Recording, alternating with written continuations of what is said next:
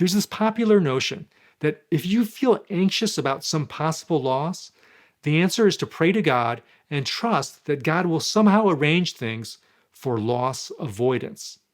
For instance, the popular approach would tell me that as I feel anxious about my heart condition, I am supposed to trust God, which is right. I am supposed to trust God.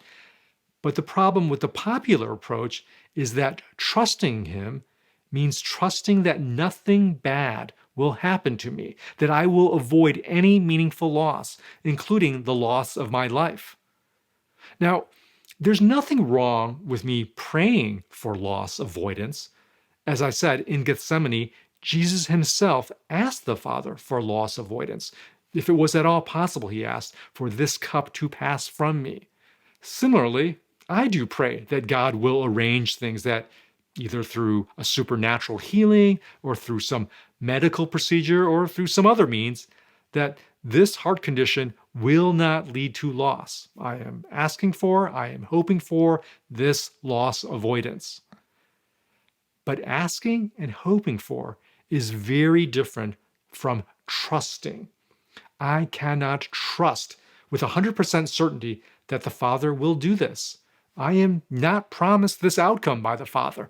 I am not promised that I will avoid this or any other loss.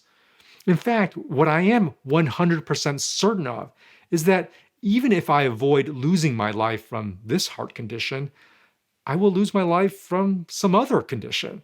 That's 100% certain. So it would be an utter mistake for me to trust that the Father will always arrange things so I always avoid loss.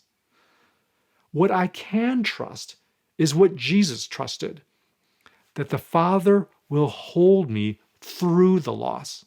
I can trust that the Father will hold me through the loss of health and the loss of life itself.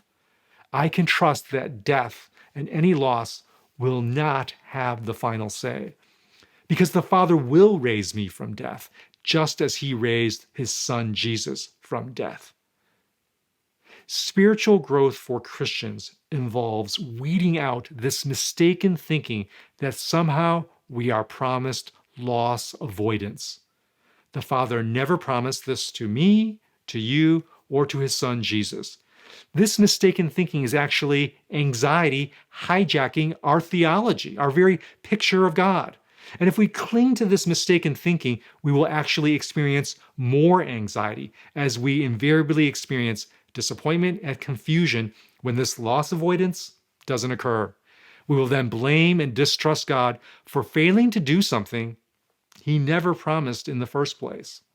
Spiritual growth for Christians involves trusting the Father will hold us through loss, all loss, including the loss of all losses, death itself. Our ultimate and sure hope is in the resurrection. Resurrection happens through death, not away, not around death.